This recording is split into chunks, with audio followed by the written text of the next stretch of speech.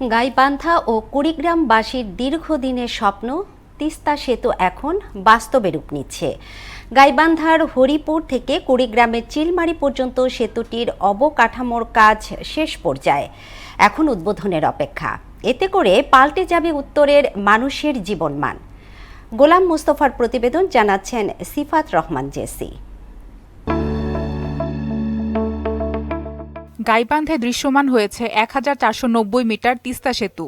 জেলার সুন্দরগঞ্জ উপজেলার হরিপুর ঘাটে নির্মিত হচ্ছে এই তিস্তা সেতু। হরিপুর থেকে কুড়িগ্রামের চিলমারি পর্যন্ত তিস্তা সেতুর অবকাঠামোর কাজ শেষ পর্যায়ে, সাথে থাকা বর্ধিত রাস্তার কাজও প্রায় শেষের দিকে। এলজিইডির অর্থায়নে সেতু নির্মাণে প্রায় ৭,০০০ কোটি টাকা ব্যয় ধরা হয়েছে।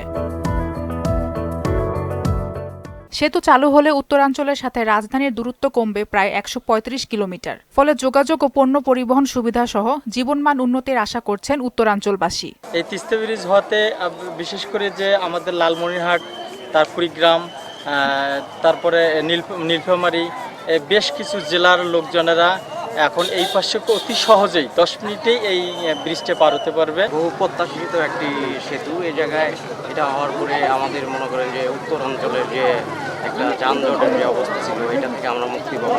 গাইবান্ধা থেকে উত্তরবঙ্গের যে যোগাযোগের ব্যাপারটা, এটা এই ব্রিজটা হওয়াতে আমাদের খুব সুবিধা হয়েছে। স্থানীয় সরকার বিভাগের সচিব জানান, ১,৪৯০ মিটার দীর্ঘ তিস্তা সেতুর নির্মাণ কাজ পরিদর্শন করেছেন।